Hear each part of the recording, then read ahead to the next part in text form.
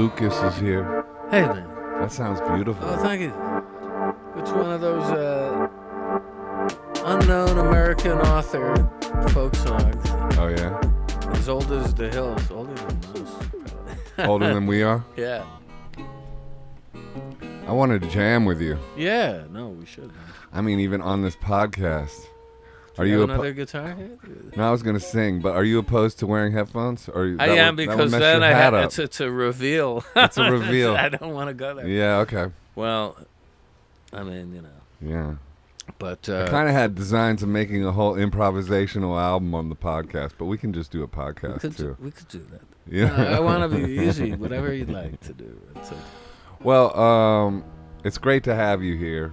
You're pleasure. like an incredible guitar player. I love your playing, man. Oh, man. That's not me just blowing smoke. No, You're really fantastic. appreciate that. You're an innovator, and for those that don't know, Gary Lucas, you need to know. I really appreciate the props, man. Oh, and I'd say the same thing about Joseph here. Thank you, man. Joseph doing so many fresh, cool things in popular music. Trying to keep it moving. Yeah. So how do you keep? How do you keep it moving? How do you keep staying young and youthful and like inventing and all that? I think the main thing is I'm a very restless artist. Mm-hmm. So my focus has been known to switch at the drop of a hat, depending on circumstances. Yeah. Like I've done 30 plus albums, right, to date. Most people probably don't even know them, but a lot of people do. A lot of people do. You know, they were just ideas that came to mind that I thought were good at the time, and then I, would put all my energy into trying to realize the project, hope that it would spin some gigs. Yeah. And then if it didn't, next, time to move on. Yeah. But sometimes I do several at a time, and they feed off each other, don't they? Yeah. I find the busier I am, the better, and the better the things I'm doing tend to be. Like, no, I think busy is good. Busy is good. Like if you do if you're doing 5 things, like that's good. Yeah. Like that's not scattered in my mind. Right. It's when I'm trying to do one thing that I freak out on the one thing and kind of fuck it up. It's easy to get kind of like stuck in the middle of working on projects. Sometimes like situations arise and you're like, because of the weather. Yeah. Or whatever, is driving it. And then it doesn't seem as attractive a proposition as when you went into it. Yeah. But sometimes you have to just sort of Isn't it funny keep how that burning happens? through a lot. No, everything I've done, I think, or put out in the world, at the time I thought was a really good idea. Yeah. And I had high hopes for it. Often the reality principle would get in the way. Yeah. And say singers would leave, or I had that happen numerous times as a guitar player. Yeah. Collaborations are tough. Yeah, to sustain unless you're both really on the same page. But even then... And then time shifts. And people have agendas, and so... Yeah. And also I think we tend to judge these things based on it should last for 20 years. Right. And if it doesn't, even relationships, sometimes things are meant to last for a year. Sometimes things are meant to last for 2 years, and it's not a failure that they only last that long. True. 1 or 2 albums, maybe that's cool. It doesn't have to go on and on and on and on until you don't have to become Led Zeppelin. Exactly. Although that's the ideal. Well, the ideal that's funny you should mention it, because the project I did with Jeff Buckley, which is one of the things I'm probably the best known for in the world. How that originated with Jeff was I had entered into a deal with Columbia Records. Right. But just to give a little backstory, I was an employee of the label at that point. I didn't know that. Yeah, as an advertising copywriter. That's so funny. Naturally, a lot of people say, well, he's not really a musician. He's really a copywriter. But that's so funny, you being considered not really a musician. People would say all sorts of things to try and invalidate, my presence or knock me out of the box. And were you as dexterous on guitar Well, then as you are now? Because that's crazy. Nobody can. I wasn't really focusing on the guitar. I had one around, but I was sort of inactive as a player. I'd done a lot of playing before I hit New York, but in '77 when I moved to New York, it seemed like a good idea to find a steady job because I'd just gotten married. And Yeah. anyway, I wound up in this job, which was fun initially and very easy for me as a writer to come up with like these catchy slogans, the best of which might be for the Clash, the only group that matters. Really, you came up with that? I did. That's incredible. I did, and I believed it at the time. Did you meet Joe Strummer? Yeah, I met him all. He was cool, huh? Yeah, I loved them all, and but then when I got into Beefheart's band, I was like, hey, wait a second, we're the only group that matters. So I kind of like revised that line. I don't know. But anyway, so I toiled in the vineyards of CBS. I mean, it was pretty easy, but after 13 years, it was doing my brain in. Yeah. And I felt like I'm trapped in this velvet coffin, kind of, and I'm not a corporate person at all. I mean, in order to just survive there, I was smoking tons of weed 24/7 on the stairwell. Gee, once Paul McCartney walked by, there were a lot of people who went to that stairwell to. Yeah, but I've been unemployed before, and the only way I survived that was smoking copious amounts of weed. So it could go either way. Do you think back now and think, oh, I was overthinking it. I should have just played that gig for what it was, and I could have done other things, or maybe because I think of that in terms of the music business back then. We didn't even want to sell our songs to movies, whereas now, because that was a sellout. Sure. You kind of psych yourself into this concept of I'm selling out. Yeah, no. Whereas maybe you just aren't really selling out. You're just surviving. I think that at that point that I was well in there, what I saw going on with artists who were signed to the label, even artists that I liked, kind of daunting because it was sort of up close and personal look at the machinery of star making, and this was the biggest record company in the world. But nevertheless, I felt like I had some kind of security with that day job. Right. So I just soldiered on and did it until 13 years, huh? Yeah, That's but a it good was run. the last few years were really tough, and I was like, God, I gotta step out of this. Music saved me there, and it really came about because while I was there, I did Captain Beefheart business, and that was also interesting. I mean, I don't know if. And that's how you got into playing with him, or? Yeah, well, it's a long. We got time. We got time. Okay. We're here for long stories. Okay, good. So, Captain Beefheart, Tom Van Vliet, and actually, we just had a significant anniversary. Sunday was the 50th anniversary of the release of his famous magnum opus, Trout Mask Replica. Right. Which I did not play on. I'm on the last two Beefheart albums on Virgin, Doc at the Radar Station from 1980 and Ice Cream for Crow, 1982. And how I got involved with that guy was when I was in college, I was kind of like a fan. And going even further back to high school, how I even heard about him, I was standing on a street corner up at Syracuse University. I'm from Syracuse originally, upstate New York. And panhandling to get a nickel bag of weed or whatever, I didn't get enough allowance to be able to allow me to How old were you indulge. then? She's about 16 or 17. Panhandling at 16. Yeah, I mean, I'm not proud of it, but There's nothing wrong with that. okay, it was like spare change. It was like the mantra. Yeah. So either, a nickel bag of weed or a McDonald's hamburger either would suffice. Yeah. Preferably the weed. Right. And I was a big fan of English rock at that period. Like and there who? was, Like who? well, a lot of obscure bands. I mean, I loved, of course, all those English rock guitarists, Yardbirds. Oh, right. Then Cream and Is that like Fleetwood Jeff Mac. Beck was in Yeah. Oh, he was my god.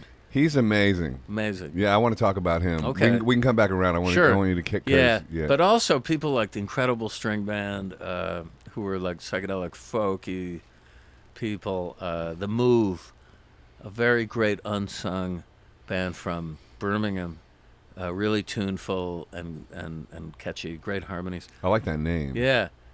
So I was carrying, for whatever reason I don't remember, but the first album by The Move under my arm, and a kid with the longest hair of anybody I'd ever seen in my life to date, down to his ass, approached me and he said, "You know The Move?" He recognized this. And I said, "Yeah, you do?" And he said, "Yeah, I'm a DJ." It turned out I'd called up his radio show like the week before. He had a very great show, spinning his whole record collection, which was predominantly imports from England on the psychedelic tip. Mm-hmm. And I was big on psychedelia. I guess I had taken LSD at that point. A few times. A few times.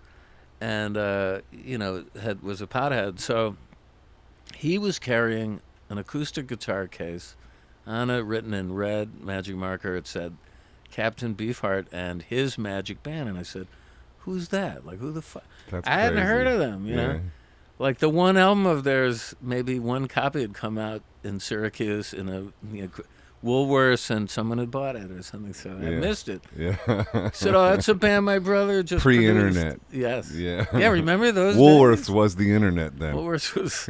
You'd go to Woolworths to check out the new bin, and there'd be a plethora of obscure and not so obscure. I mean, the more prominent artists would get placement in the stores from the majors, but all these dodgy indie labels, like International Artists, that was Rocky Erickson's label. Oh, wow. 13th Rest Floor. in peace. Yeah.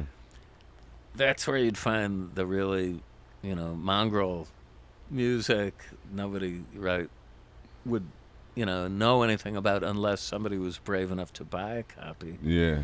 And then it was word of mouth, totally. Like, have you heard this strange record? Or you got to come over to here. That's how the cults got built. Yeah. And it was a slow build. It was nothing like now where everybody's can see everything online in advance. And yeah. So this Beefheart guy, we went off to get high, and then in the middle of my reverie, I said, "Wait a second. You said your name was Fred Perry?" He introduced himself. "Is your brother Richard Perry by any chance?" Because he said, "My brother's produced this band in L.A." And I knew Richard Perry from producing Tiny Tim's first album on Warner's. So he lit up. He said, "Yeah, you know that record?" I said, "Yeah." Now his brother went on to produce Rod Stewart and all sorts of, the Pointer Sisters and Barbra Streisand. But So at he that went point, mainstream. Yeah, kind of, Richard. But so that's how I first heard about Beefheart. And then I didn't actually hear anything. He didn't give me an album or nothing. I just chalked up the name, and then I saw later on in my last year in high school an album appear called Strictly Personal, with a very strange cover that looked like kind of a manila envelope that with weird stamps from Costa Rica with band members' pictures in the stamps, and That's it cool. was sort of made to look like you were getting a pornographic, Right. like something coming Something in the mail, scandalous. something scandalous. So it got knocked down within a couple of weeks to a cutout, and it was going for $1.97. Nice. From the list price, I think of $6.98. That was what they would start at like that. So I scraped that $1.97 together, and I took it home. And I remember being impressed, but it was a very raw sounding, and I was used to really produced psychedelic stuff, like the Pink Floyd first album was Syd Barrett. Right. And I was more fans That's of still the raw, studio. pretty raw too. It is. now It when you is. think It about is. it. But then again, they were Not doing it yeah. with Norman Smith, who was the Beatles engineer Right, at right. Abbey So it Road. sounded good. It sounded good. Yeah. This thing sounded like it was recorded in a garage, but when I mentioned that to Beefheart, he said, "Well, it was a very expensive garage." Yeah. To tell you the truth. I wonder if you listen to it now, if it would sound good to you now compared to like some of the records that come out Sure. now. Sonically even, just like because it's all analog and I know. It's even- got its charms. Even and, if it's trashy, it's probably well, it grew on me. But yeah. I did file it away. It wasn't like at the top of the heap. Mm-hmm. Later on in that year, like 6 months later, this record with a guy holding a fish over his face, appeared, Trout Mask Replica. Right. Captain Beefheart. So I picked that up, and on the back it said produced by Frank Zappa, Right. who I loved, and I'd seen the Mothers Yeah. in my hometown. So it's like, okay, I gotta get this. I'm gonna give him another shot. So I took that home, and it sounded like the ravings of an insane, a madman. At first, listen with a lyric sheet, but then I looked at the lyrics, and they were like pretty good, and very playful, and they did make sense. Kind of, but the imagery was certainly very colorful. And then the music, which sounded like random squonk, and squawks, suddenly cohered, and I'm like, wait a second, they're really playing structured music. They're not improvising. They're not just making it up. Yeah. The first listen, I wasn't sure, and then after a second, it was like, this is like modern classical music. These guys are really playing very complicated parts and polyrhythms and slashing guitars going at, different velocities. But it was like the gears meshing or like a mobile spinning, and everything was in a balance with Beefheart at the center. Yeah. So I was impressed. Plus there were some really solid, aggressive rock tunes on there, sort of, you could say, to hang on to. And then as a Jewish person, there was a song called Dachau Blues. And it was like, he actually has memorialized the Holocaust here. Right. This is scary. This is like, this is a very deep album, And Yeah. so I took that up to college, and when I got up there, then a second record followed up that one called Lick My Decals Off Baby, also a cutout, by the way. But that one was like, this is even better. Now, to me, as a purist Beefheart fan, I prefer decals. The Traumesque is monumental. Right. I can't, say anything against it. It's beautiful. But decals, there was something, the production was a little better. Zappa didn't produce that one, though, That's right. They fell out, They right? did, yeah. And then later I heard all these stories about Frank the Monster and Don the Victim, and I could tell you about that, too. I mean, but I'll save it. For what? In any case. Save it for what? No, I'll go right to that. Years later, I got into the Beefheart inner circle. How did that happen? Okay. Yeah. What? So I was a fan, and my friends, I had this small group of misfits up in college.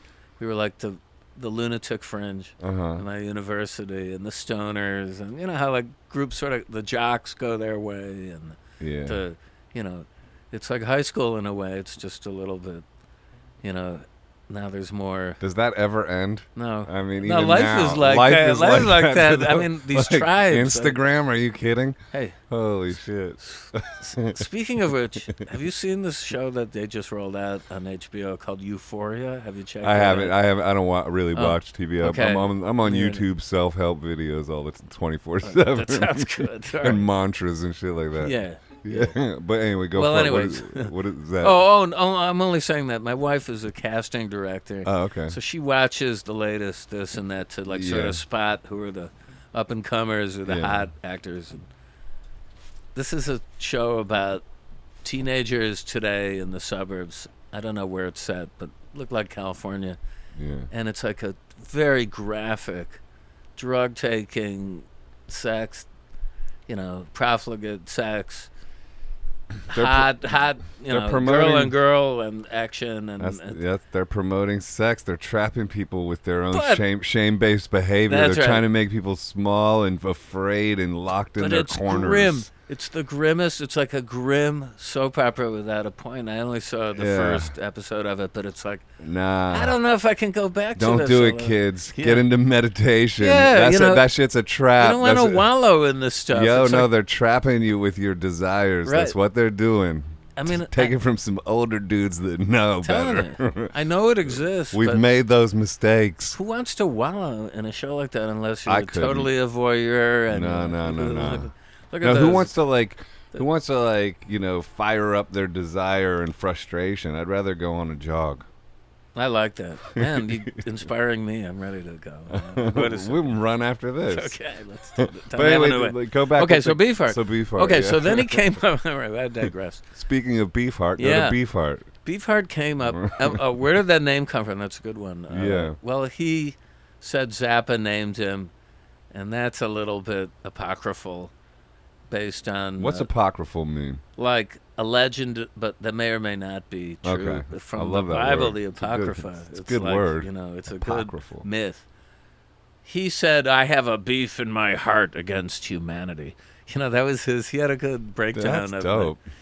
But Zappa in a like book that. said it's because he had a strange uncle who was always exposing himself when you'd walk in the house and Yikes. say, "Look at that! It's like a fine Beefheart." Uh-oh. Talking about his genitalia. So, No. yeah. Well, anyway, Captain Beefheart, Don Van Vliet is his real name. Mm-hmm. They announced their painter as well. yeah, great painter. Yeah. And then he announced, or Warner's announced, the first ever show in New York.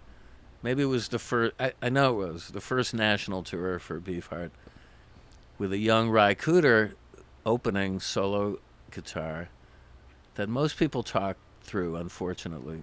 I'm a fan. And then they came out, it was in a little club on Central Park West called Ungano's. Me and my Still buddies. there? Probably not. No. We drove in. Long time gone. We drove down there, and I just had my mind rearranged by the show. Mm-hmm. It was the best thing I'd ever seen musically and theatrically. And at that point, look, I had seen some great rock shows. What year was this? This is 1971, I believe, late January. Sweet. On a very cold, they did 3 nights there and packed them in. And this is, I'd seen the Rolling Stones with Brian Jones, 65, and Janis Joplin, and some great Mahavishnu Orchestra in the last John year. McLaughlin. Yeah. Was blowing minds, and, Yeah. Roland Kirk, some great jazz.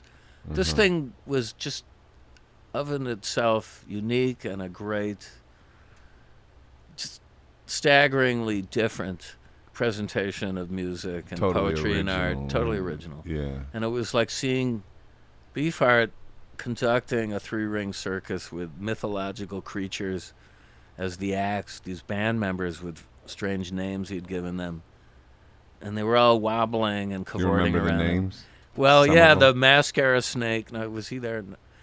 Zoodhorn Rollo. His real name, Bill Harkleroad. Rockhead Morton. Mark Boston is his real name. Rocket. The Yeah. real names are as good as the stage names. Yeah, Mark Boston. Mark Boston is a good name. A guy with a name like Mark Boston changes his name. I Like, know. what's going on? Hey. But it John French, Drumbo, was known as Drumbo. He was John French changed That's his name. That's But they crazy. didn't. They were names changed by Beefheart to create these characters. Right, I get it. They kept. I mean, I think among themselves they They call they each other stood their real names. their real names. It's like I and- like Robert Zimmerman as much as I like Bob Yeah. Dylan in terms of names. It's a great name. Yeah. So, this was something unleashed that was brand new energy, and I dare say people who were at that show really came away saying, "That's just the pinnacle." The energy was so high. Was it packed? Yeah, and you can hear it. I think there's a bootleg on YouTube, which is, Let's check people that might out. check it out. Yeah. What Of is the audio with some photos from there.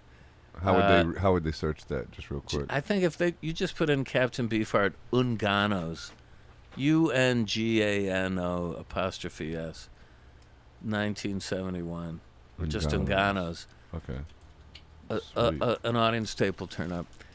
So, and I've listened to it, and I realized how, powerful it remains. It's sort of just. So it wasn't just the time. No, it wasn't my, hallucination. It at wasn't the the time. acid.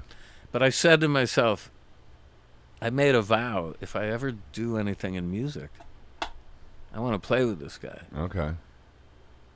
And I had a very strong will. I still do. How'd you manifest that then? Took a while. But after proselytizing the message back at my university, and telling everybody at the radio station, because I was a DJ there also, and I had a show. I was the music director, actually.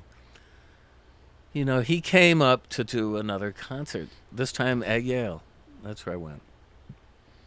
So they said, well, you have to interview him. And I'm like, really? Because he'd been on the cover of Rolling Stone at that point. Can you believe that? I mean, in those days, they really took some risks. Yeah. And Sun Ra, Beefheart, Do you think Miles those Davis days will have ever been come back again? Like We they'll hope. take risks I mean, and put wouldn't it be artists nice? and people that aren't necessarily mainstream. popular on Instagram on the cover of Rolling Stone. Well, we can lobby Jan Wenner and see if that does any good. But I think the unfortunate thing is the metrics of everything are just so quantified, and people are looking at that as, like accountants would in the old days. Right. But in the old days, you see, decisions were made just By often on people's guts. Yeah, culture still played a big role. Culture was like, this is going to be good for the culture. Yeah. We don't know, but let's take a shot. Mm-hmm. That's Beefheart, for instance, today. He'd never get a deal, not with Warner Brothers or with anybody. I mean, maybe an indie label. Yeah. It would just be judged like, we'll never shift enough units. But that's the old story, I mean, of art and commerce. Yeah, it's But changing. Beefheart was lucky. I mean, he got in there when Warner's was at that point considered a boutique label, and they had a roster of just people that the people in the labels believed in artistically, and for a while gave them carte blanche, hoping that it would build an audience. And anyway, he came up, but the day before he came up, I was tasked to interview him. And I have a tape in my collection somewhere, but you hear me, my voice is trembling, like, You were nervous. he's supposed to have ESP. Oh, really? I mean, all these stories in this Rolling Stone cover story. Yeah, there's quite a mythology around him, Yeah. even now. There is, but I'll tell you, a lot of it was malarkey. He was a great self-mythologizer and bullshitter. But some of it panned out. And the ESP part of it, I saw a couple of times him say or do things that you'd think would smack of this, although when you tell rationalists, they dismiss it. There's too many rational people. Rationalists are irrational, though. Yeah, What's right. what's rational? It's That's like right. I feel like there's a mainframe, and we're all like these cell phones out there, and there's a main tower of all human consciousness. And if you know that you can tap into the mainframe, and that's where the genius comes from anyway. Yeah. And so he was like friends with the mainframe. He was. So of course his intuition Yeah. was probably spiking a lot, and I'm sure he had something known as ESP. Yes, I think. Or shades of it, and I Sure. think we all have that capability. I agree. If we're Sensitive. open to it and Right. sensitive, yeah. And his history was unusual because his artistic gifts were recognized when he was a kid. He was sculpting animals at the Griffith Park Zoo. He was living in LA at that point, and a sculptor from Portugal came upon him and was so taken, he invited him on early, what they called ETV, educational TV, on the UHF side of the dial, and they used to do those. The fuzzy side of the dial. Yeah, and he had his own appearances. Their photos. He won some award for his sculptures that resulted in a scholarship. Should he, decide to take him up on it and to go to Europe and study sculpture, but his parents moved to the Mojave Desert with Don, and they were scared of the whole thing. But he, Scared of what? that Art. yeah, and well, he said his dad said all artists are queers, and that was the end of discussion.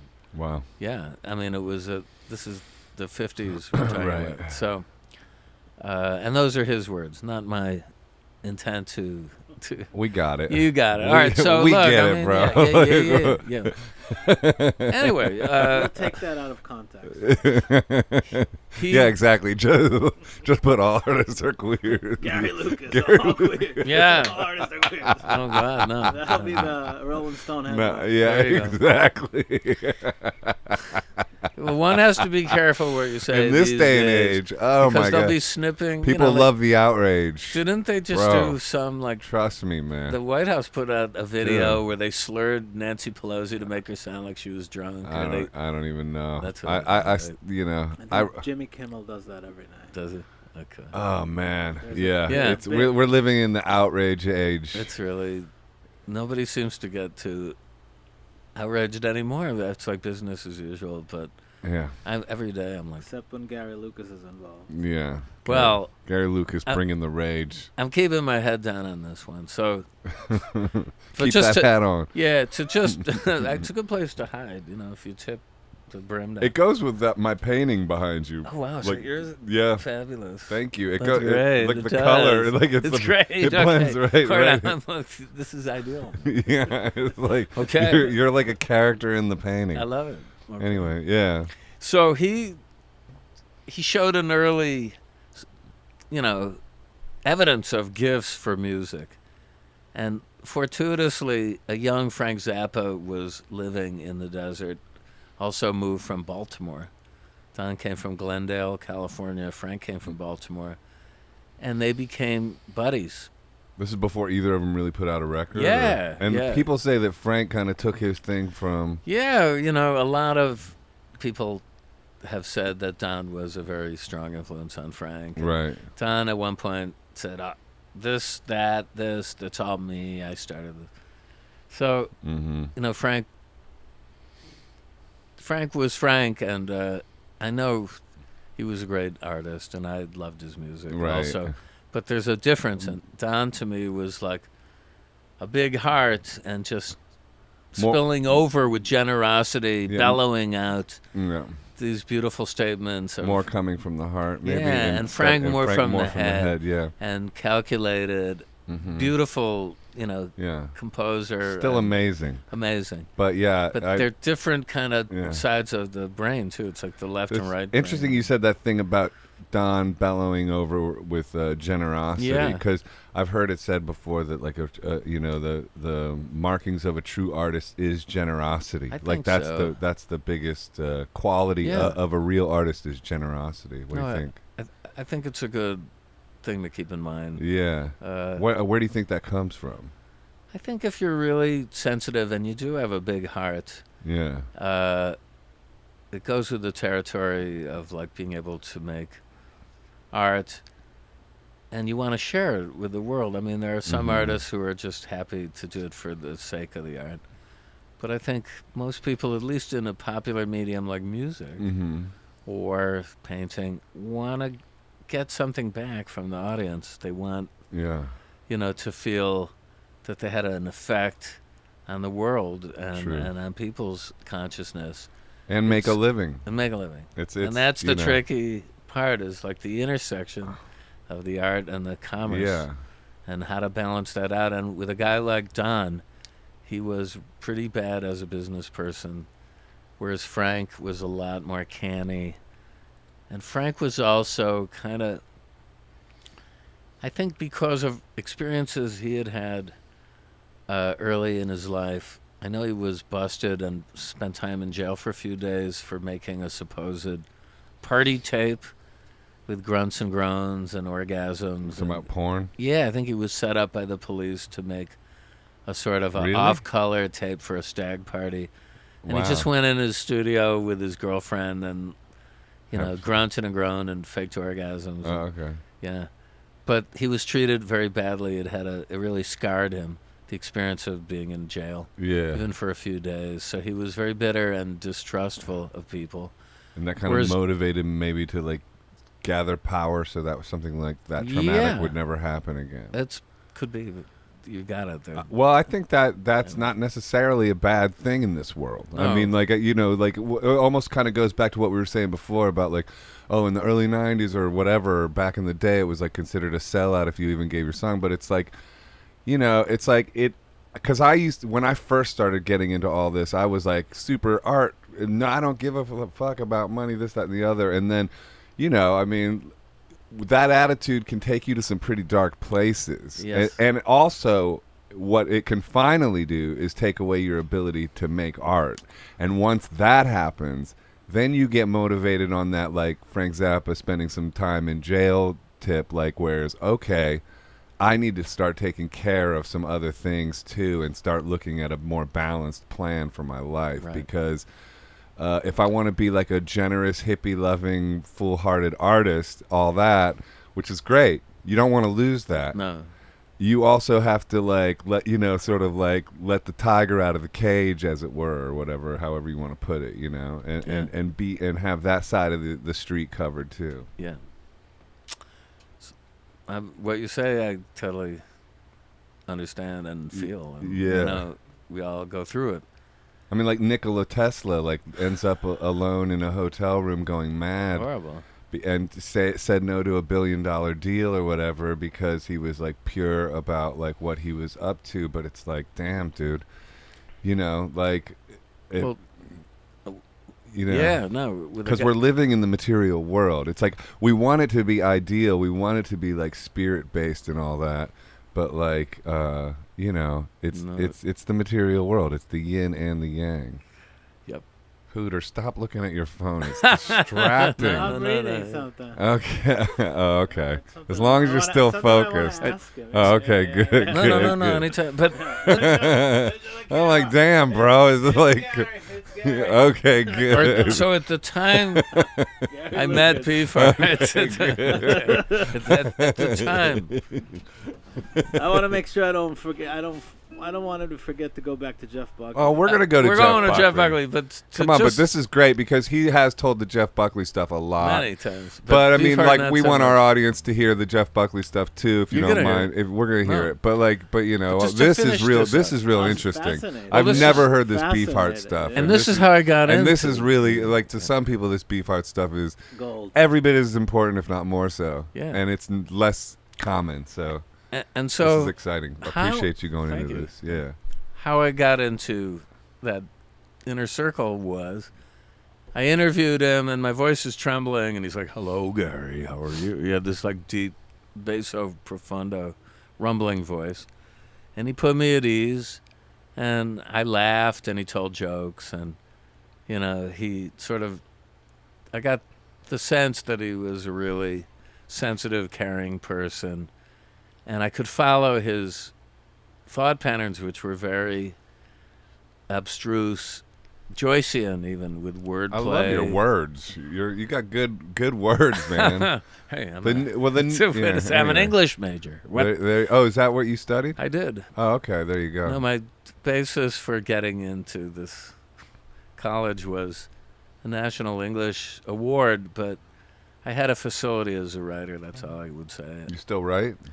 I wrote a book about working with Jeff, which you could check out. Right. Called Touched by Grace. Wow. My Time with Jeff Buckley. Okay, I remember that. Yeah. I haven't read it, but I got to read it. I'll send it to you. Okay. Well, I'll get it. Okay. Yeah, but I'd love that too. Yeah. But no, not really as a pure novel or anything. Okay. But anyway, I I spend far too much time posting on Facebook. I don't know. It's I'm on Instagram. Instagram, everybody seems to have switched. Yeah, switch over. Make the switch, Gary. Anyway, go back to this. Oh yeah, so Beefheart.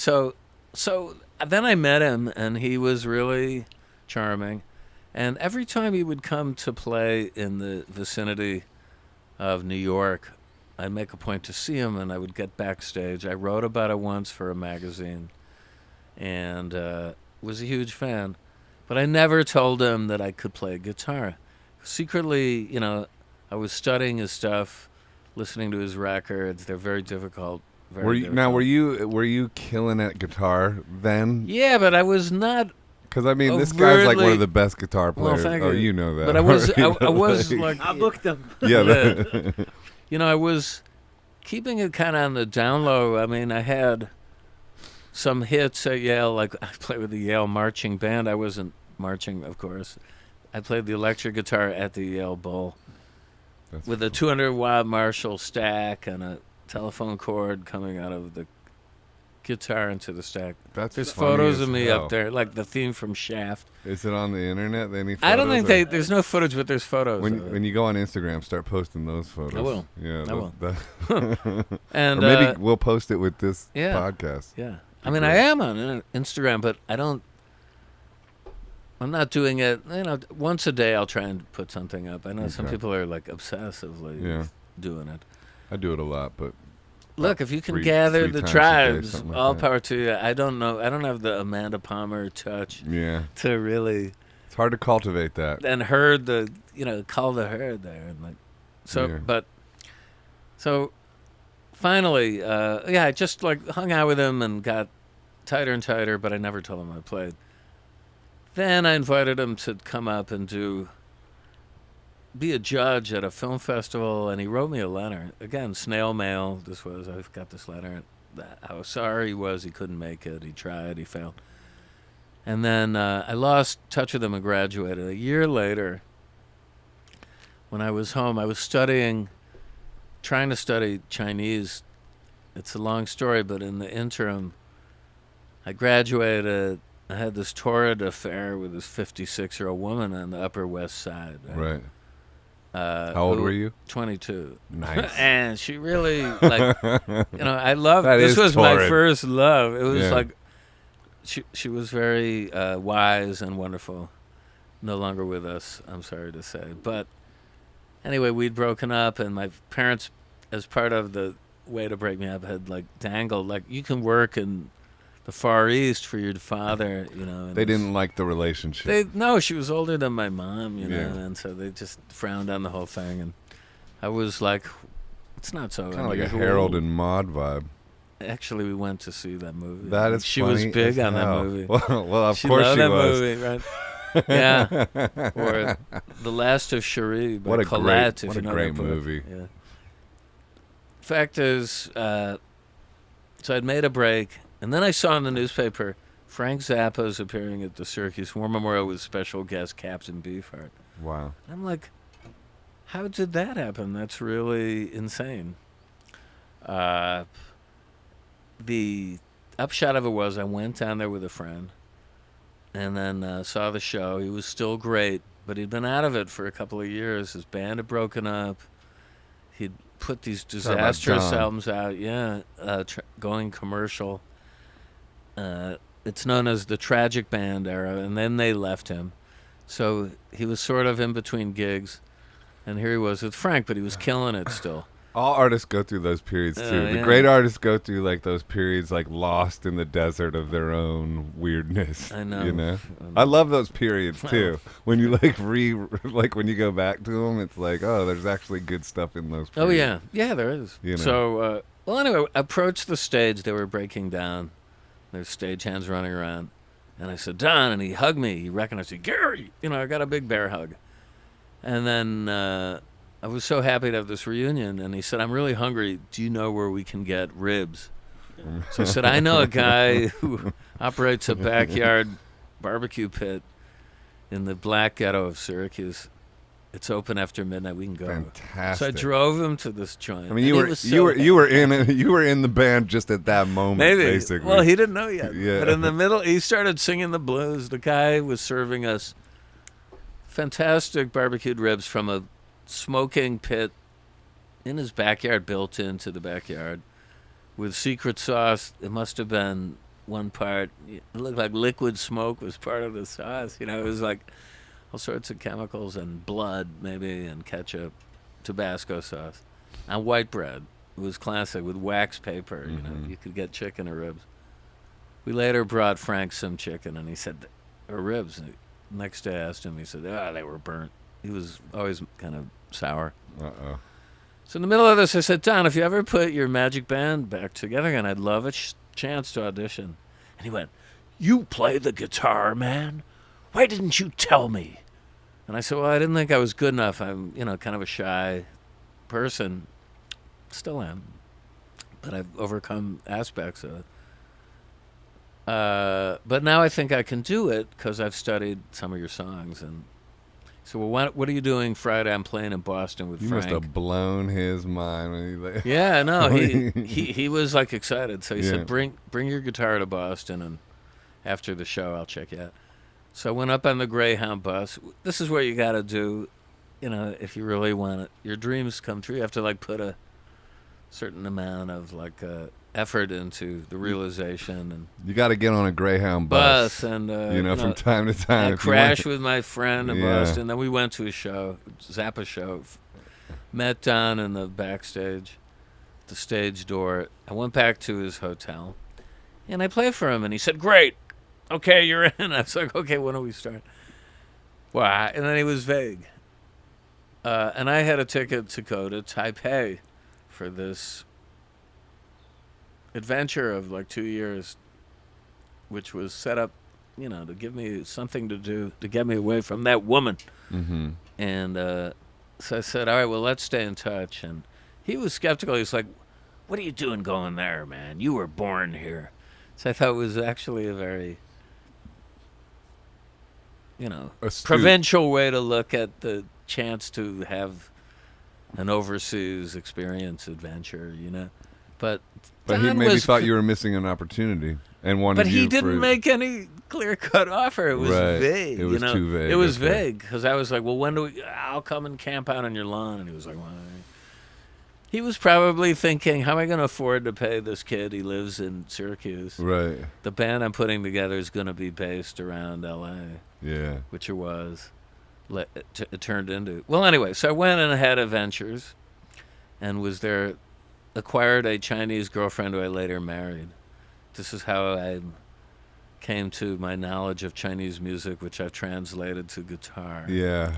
That's another another fascinating story. facet. You told me that when we Yeah. met that Yeah. couple like a year ago. Right, You it told was me a that year story, ago. which is amazing Yeah. too. But when I came back from, and that's the whole story of how I came, the whole thing dissolved overnight. I don't know if you want, I'll tell that story. But Sure. okay, I put a band together known as the Bullshit Band, but in Taiwanese, the Obegon Band. Uh-huh. And it was quite good with a Chinese rhythm section, 2 Taiwanese kids who spoke Mandarin, myself, a guy named Jasper Godelius, a Swedish guy in rhythm guitar, and a harmonica player named Hank Frisch from Shaker Heights.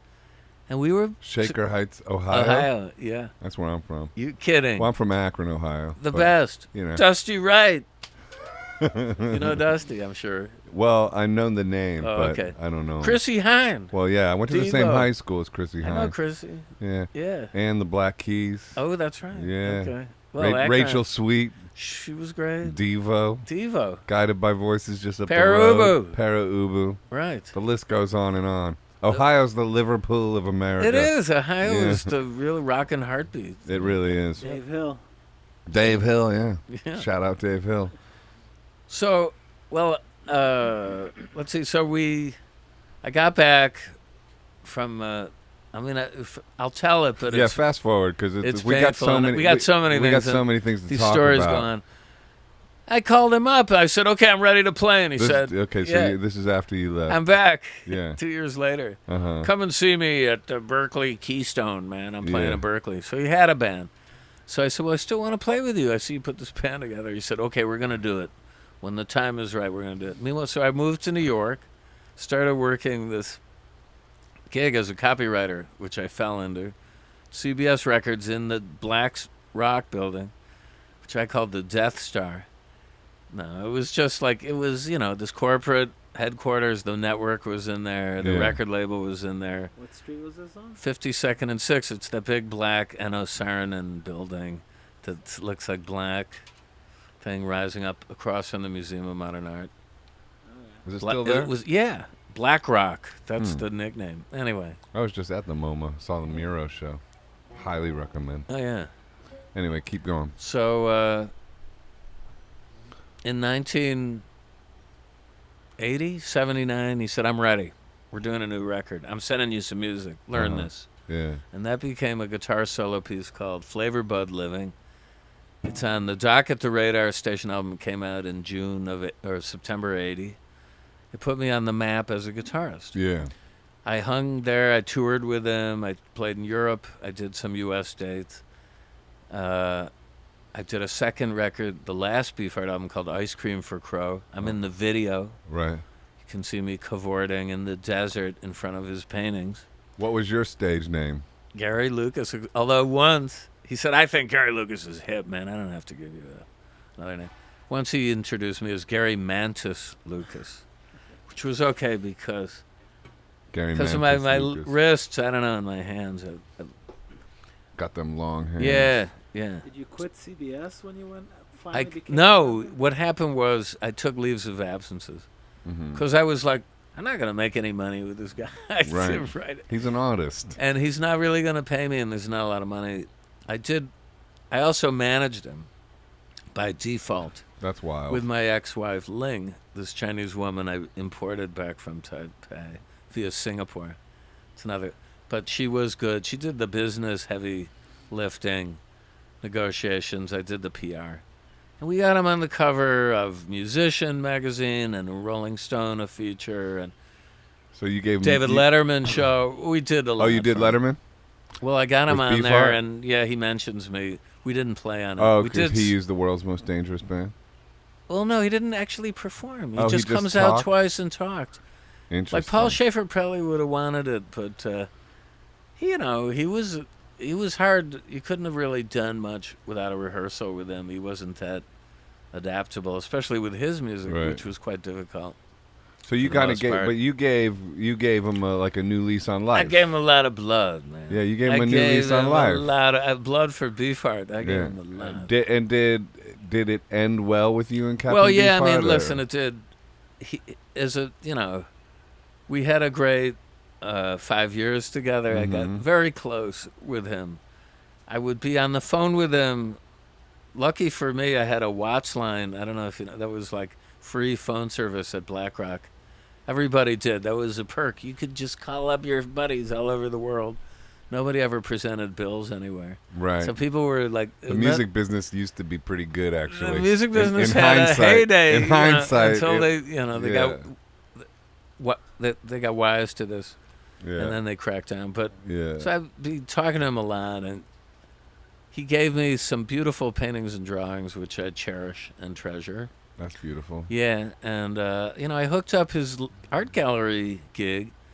I met Julian Schnabel, the great expressionist, neo-expressionist painter. Great painter. And Julian was a Beefheart fan, and he said, I want to meet him. And I said, great, maybe he'll give us a gallery show. So I put those guys together, and it did result in Don's work being shown at some great galleries in town. And so I think overall I would say it was a very good experience. It ended because I really got in there for the music. Virgin would have done a third album, but he had no stomach for it at this point. He just was burnt. He saw that it would not go anywhere. I mean... Or he judged it that it wouldn't go anywhere. Maybe it was. It's that's just the thing. lost a fire for... I think like our expectations can psych us out. If like Yeah. you let go of expectations, the world is new every fucking day. I like your attitude. I've got to be around this guy more than a second. Because I'm suffering from the I've same had to thing. develop this Duh. attitude. Yeah, well, it's good. And It's I healthy. used something called Hooponopono that I bring up on every episode And of what this is that? podcast, which is I love you, I'm sorry, please forgive me, thank you. You got to say that every day. It's a mantra that I use every day. I use Right. it as and it clears. Listen, it just clears the programming, and you get into the that's great. moment, and you stay. Because listen, we could all, especially listen. We've been doing this for a while. Any human being can get bitter and twisted. Yeah. Any human being has justification to be bitter and twisted and to think, oh fuck it, I've done it, I'm done trying. And it's like, listen, I've put out how many albums? I mean, a million. It's like I could be Right. like, oh man, I didn't make it as much as I wanted. I could be that guy. Listen, from where I'm sitting, you made it. Yeah, you've but been in like some great Yeah, no, situations. absolutely, that you- and I appreciate you saying that. Oh, but I'm fuck, just man. saying, like, It's like- if you listen to the devil on your shoulder, is what I should say, because we all Well, have the devil on our shoulder, listen. including me, including everybody. And if you listen to that guy, you have to actively get that guy the fuck off your shoulder and actively listen to like the higher Right. calling in the moment. And No, just be you're like, right. every day is a gift, you Yes. know. And it's like when you even hear stories like that, it like. Captain Beefheart was like so psyched out. He's like, I can't even do another third record. It probably was going to get an advance. Probably was going to get, you know. he it didn't care. He was just like... I know, but I'm just saying, if you Listen. if you really like analyze the situation, it was probably like, especially compared to today's day and age, where you got to kind of just like rough it out. Like it's probably kind of a cushy situation. But then it was considered if you don't. I remember when I first put out records, if you didn't sell like hundreds of thousands of records, it was considered a flop. Right. Even if you sold 50,000 records, Right. it was like, oh, well, it didn't work. Didn't And work. it's like, you know, now that's like a crazy amount of records to sell. Like, Yeah. so Oh, it's yeah. just all perspective. Sure. And it's all just like, I don't know, just keep the bitterness away, because that shit is poison. Yeah. You're right. I'm off my soapbox now. No, but it's good because what you said in that slogan, Hooponopono. Yeah. It's a Hawaiian mantra. Okay. Prayer. I love you. I'm sorry. Please forgive me. Well, it reminds me of John Lennon once on an interview was asked something about like him and his relation with Yoko. Uh-huh. And they said, well, I guess love never means having to say you're sorry. And he said, oh, no, love means having to say you're sorry about 75 times a day. Yeah. That was like what he was into. Yeah. It's like, I feel that. Let it go. Let it go. Yeah. Yeah. So, no, how I ended with Don was I went out with him to codify whatever extant artwork he had in the house and make jottings down to. And when you say codify, what does that mean? Just to, document? Tabulate. Yeah, document. Okay. This is what he's got. Archive. Here's the size of it. It's a drawing. Okay. Which is also like, listen, I'm a painter, so that's a lot of work too. It's a lot of work, but he got so nervous, and in the middle of it, a guy called from Warner's because it's a painful process for an artist to go to, because once you start seeing all your artwork and you start hating yourself, and it's like this. Well, he started to. I mean, it happens every time. And I just expect it now, and I just fake my way through it.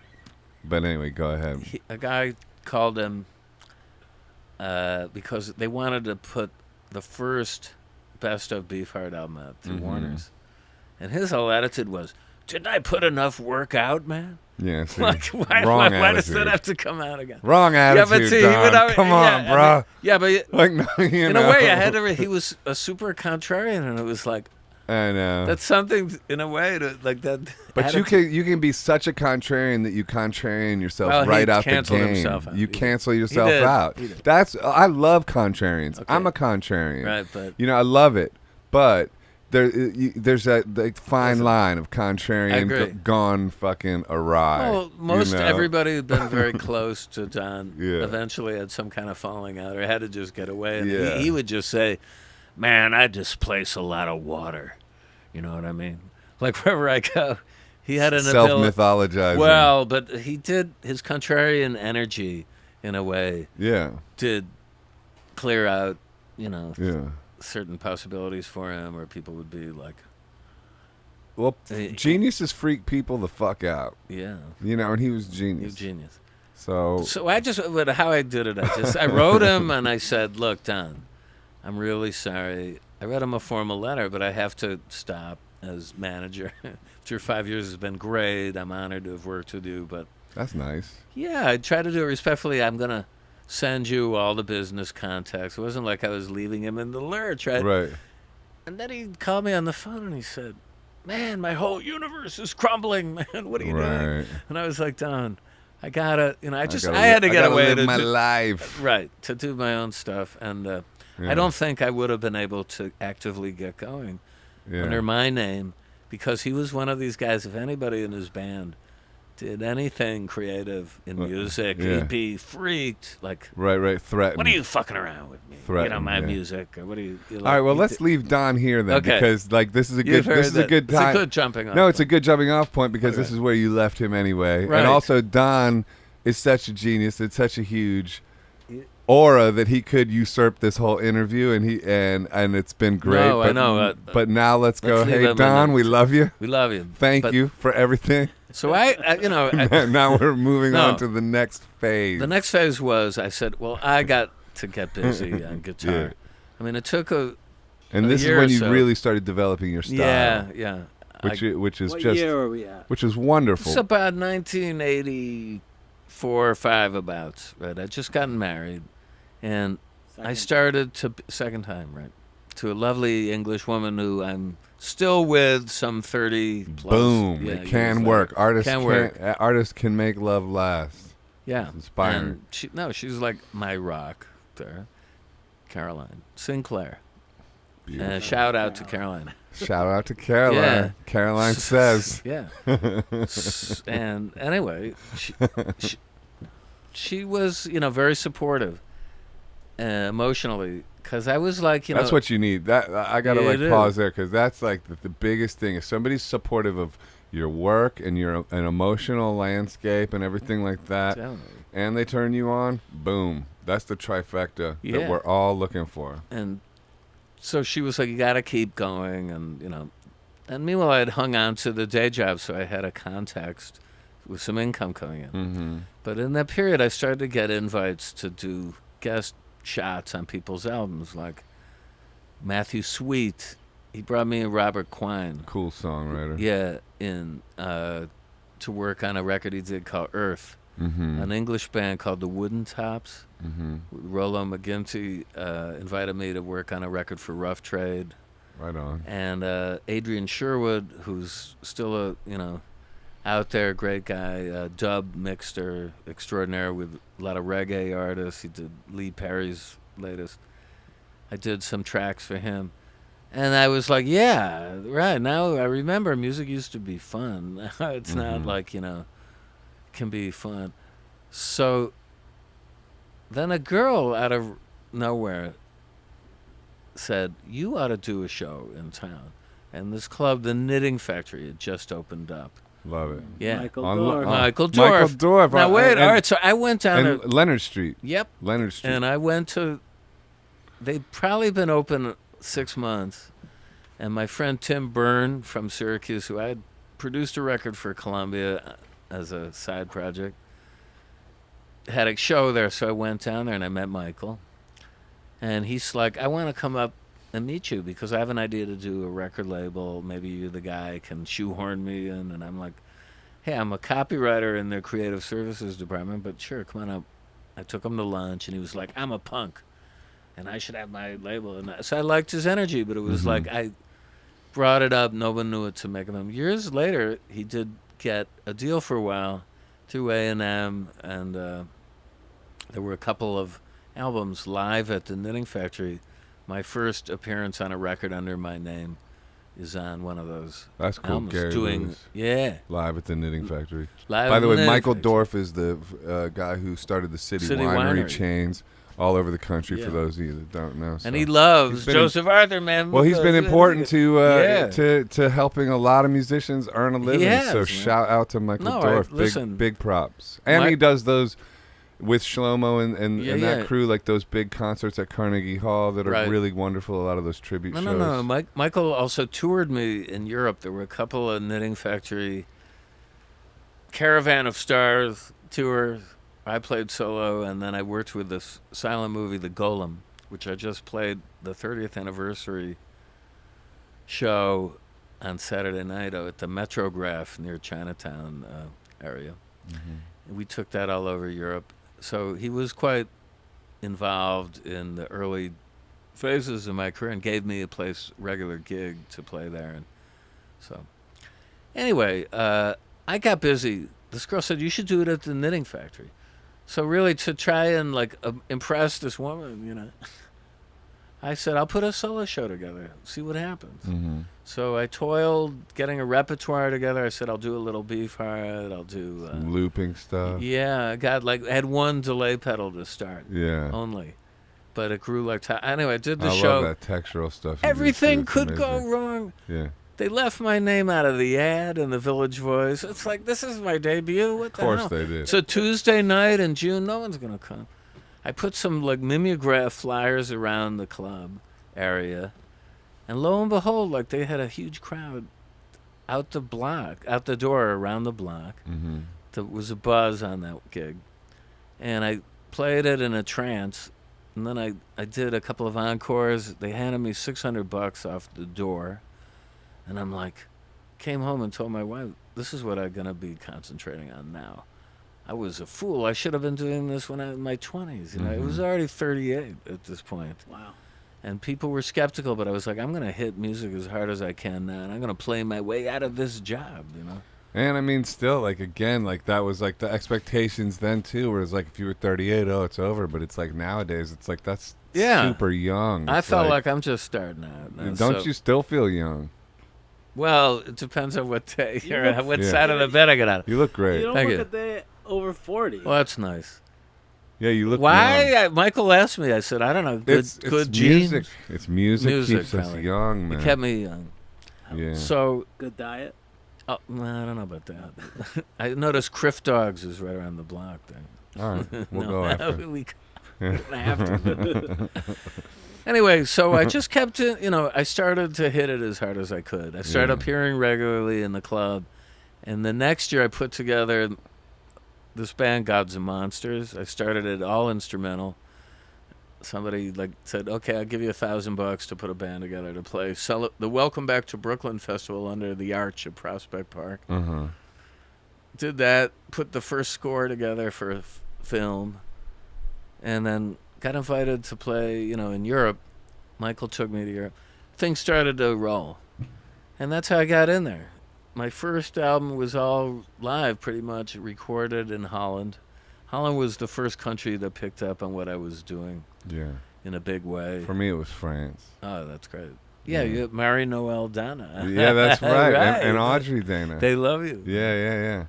So I just went wherever they would have me. I still do. Wherever they will have me. I just played in Transylvania Film Festival last week. Go with where the enthusiasm is. And they in were all of life. Yeah. That's good advice. You gotta, there's some places I might not want to play, but if I didn't feel I was going into harm's way, I would probably agree to it. Did you make it to Japan? I played in Japan. I did 3 weeks in a blues club in Roppongi.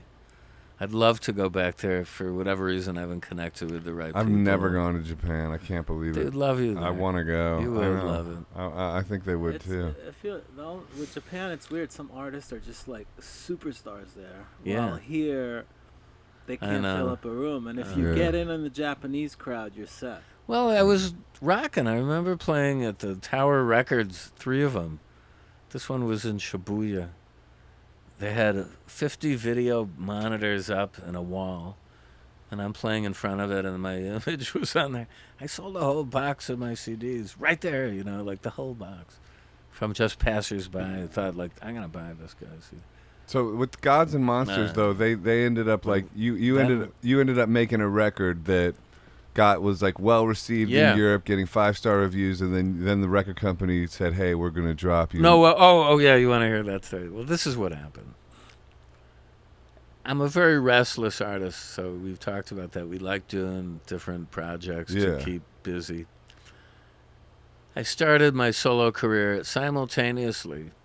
I put that Gods and Monsters group together, and the second version had singers.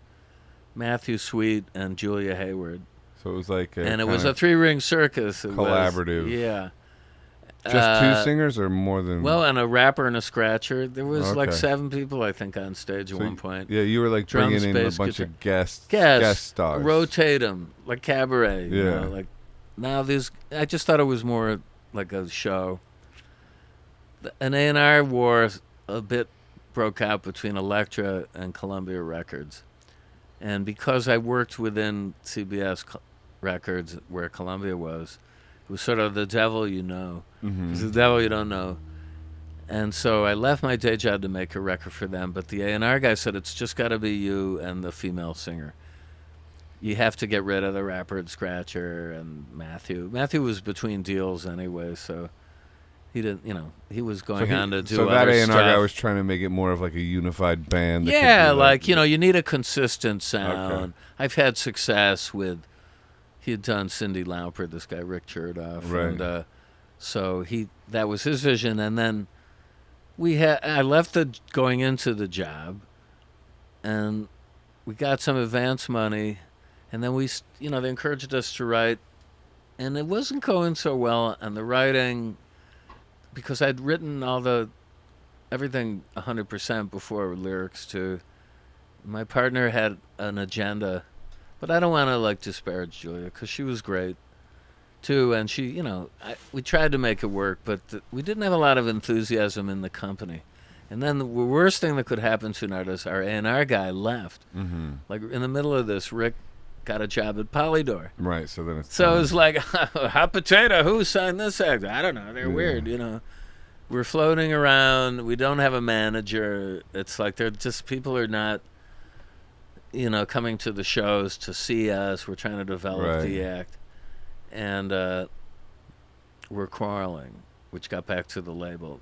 Now, my partner hated the name Gods and Monsters. I'm like, gee, Julia, what do you want to call goddesses a month? Like what? Right. I thought it was gonna. She had her own idea. So over petty things that you would think would be petty, there was like sort of this It's falling apart. happening. Yeah, that's Meanwhile, because underneath all those petty things, there's deeper issues always. There's a lot of like ego. Yeah. Music biz is tough that it's way. tough. If you have at all a sense of your own identity. And then people are having their own personal lives and Oh, their yeah. personal problems are getting on. So the label's like, okay, we're done with this. But they not yet. What happened was, just to back up slightly, in the spring, after about a year and a half of being out trying to develop the project, and we're not faring so well as partners, my friend Hal Wilner rang me and said, right. and Hal is a producer at Saturday Night Live for years. Shout out Hal Wilner. Yeah, and a great guy, music guy Yeah. in town. Also does great tribute. It's great tribute. Which is where this story's going. Yeah, okay. Yeah. Well, I played on some of them. Yeah. So he said, I'm doing a I tribute. did a Doc Pomus one with him once. Fabulous. Yeah, in Brooklyn. Yeah. Lou Reed. Wow. Yeah. So Hal calls me and says, I'm doing a tribute to Tim Buckley. Right. And I said, I love Tim Buckley. Are you kidding? I bought his Yeah. records. I played him actually on my radio show in college. He said, great. Well, listen, why don't you and Julia to come and why don't you do this song? I think he suggested a song, Where I Found the River. It's on a late Tim Buckley album. Mm-hmm. And I worked up a beautiful arrangement with her. And then he said, and by the way, his son Jeff has contacted us. I said, I didn't know he had a son. Right. Well, neither do we, but he's come forward, and I think you guys would be really good together. Now, this may have been generated by Jeff himself. I never asked Hal. I gotta ask him. I don't know if it was Hal's idea. But Jeff, when I met him, Jeff watched we went down to rehearse our song the day before. St. Mark's Church? Yeah, Was it was at the Brooklyn St. Anne's Church. St. Anne's Church. Okay. Beautiful old church, and they had done a lot of interesting shows, like with the reunion of Lou and John Cale. Yeah. Oh yeah. Songs for Drella Project, and Drella, Marianne yeah. Faithfull did a season there, a concert or two. And they did a Berlin thing too with wow. with Lou. I think Julian Schnabel. I think. Wow, at St. Anne's. I never saw that. I think so. I might be mistaken, but anyway. So I go down there, and Jeff is hiding out in a pew in the church, slouched over watching us, but I didn't notice him. Mm-hmm. We just did our run-through for Hal. And he said, okay, great, it's going to be great. So I'm in the next room packing up. Julia is gone. This kid approaches me, and right away I'm like, this has got to be Jeff Buckley, because he looked just like the spitting image of Tim, yeah. but with his own look. Mm-hmm. He had long hair at this point, and he's vibing, he's flashing his eyes. He's like popping his... And he's like, you're Gary Lucas? What's that mean? Vibing, popping his eyes? He's just sort of like... full of spirit? Full of spirit, like I'm on fire, and like, whoa, Yeah. like... Lots of energy. A lot of energy. So I got my attention, and then he was very complimentary. He said, I love your guitar playing. I read about you, a guitar player. Yeah. I saw it. And he went to GIT, right? Also, so he was like a guitar nerd. He was. And Yeah. I loved you with Beefheart. I'm a Beefheart fan. Yeah. So I was very taken by that, and I said, well, great. I'm really looking forward. Why don't you come over tomorrow, and we'll run through. Hal had suggested a song called The King's Chain from the Sophronia album, a very late Tim Buckley album. Beautiful song. So he showed up the next day, and I was prepared a loop, and I handed him a mic, and then he started singing, and I'm like, oh, my God. Yeah. What a voice. What a voice. And actually, at this time, I'd been really thinking, it's not working out with my female vocalist. Yeah. I want to get... Well, also when Jeff Buckley enters the picture, Also, it was like, it's like I need that's a lead little, singer. That's and a then little nutty. It's here's like the one guy of the greatest singers ever. Yeah. Like, it's like so, that doesn't happen every day. and I said to him, so Jeff, nobody could fault you for having some confusing ideas at that point. well, what I said was, Jeff, Yeah. so was that any good? He was really shy when Right. we finished. I said, are you out of your fucking mind? Man, Yeah. you are a star. Yeah. That was incredible. And he was like, really? Yeah. I am? And yeah. Yeah, you're about to inspire Radiohead and, Listen, like, he and needed- countless bands. That's and, right, like, Coldplay. You're about to inspire the way popular music goes He down, absolutely bro. did. Yeah, he did. And you. Yeah. And honestly, you too, dude. Thank you. I mean, no, you co-wrote a lot of those songs. Did. And those have inspired the way popular culture has gone. I mean, that's not smoke up. We got to do something, man. God damn it! Listen, I'm ready. All right, I'm ready. I'm too. Honest to God, I got a little project studio Great. upstairs. Okay. Let's. Okay, we'll talk about that after. We're going to talk about it because Right. we got to inspire where pop culture is going to go in 2050. Absolutely. You know what I mean? Absolutely. Anyway, so keep going All right, with this story. so I said, let's go have lunch. So I took him out to the White Horse, which they, after all these years, the White Horse Tavern. They still got that. It's still there, but they've just sold it. They've got Oh, it's going away.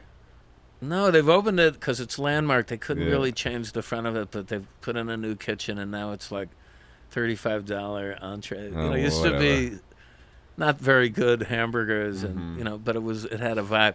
Yeah. So. It was my local, and I loved to sit there. And we're out at a picnic table out in front. It's a beautiful spring day. Yeah.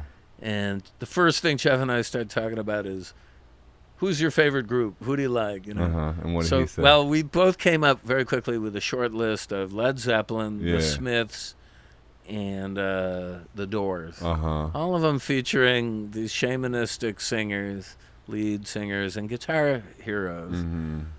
So I was like, you know what? I've got this band, Gods and Monsters. He said, I like that name. And I'm like, wow, somebody actually likes that name. I like that name too, by the way. Okay. Yeah. It's still there. Yeah. And I think maybe I can get you in on this record. I'm supposed to be making this record for Columbia. And he said, I'd love to. I said, maybe you can sing on it too. Or we could do something. I don't know. Like I was just testing the waters. And he was like, great. Then we went back to my apartment. And we jammed out our first song. I just had some finger-picking blues riffs. Yeah. And he just grabbed the mic and he improvised a song that became Bluebird Blues. Yeah. And by God, it was like magic, So I'm feeling really inspired and high from this. So... No feeling like it when a creative thing, when a I've creative just felt like collaboration I'm finally magic. on a good path here. Right? Yeah. Because this thing with, the other, I don't want to get personal there, but it just wasn't working. Right. And I was having a lot of tension about that. So we do the St. Anne's tribute to Tim, and it went well, and people really noticed Jeff. Yeah. And there was a photo in the Times the next day. I'm in an early edition, then I got cropped out of it. But why'd they do that to me? This is like my face. No.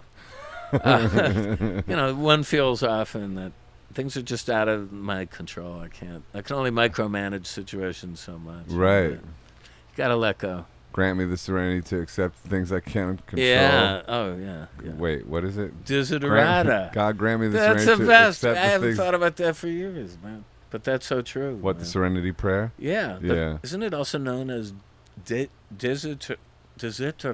I don't know.